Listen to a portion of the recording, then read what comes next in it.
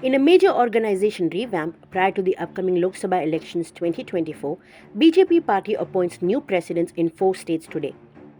Union Minister G. Kishan Reddy has been appointed as BJP Telangana chief and replacing Bandi Sanjay. D. Purandeshwari has been appointed as the state president of Andhra Pradesh.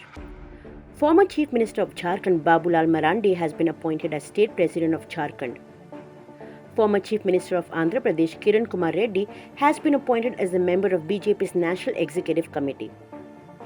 Former Congress leader Sunil Jhakar has been appointed as party state president of Punjab. Itala Rajender has been appointed as the chairperson of BJP's Election Management Committee in Telangana.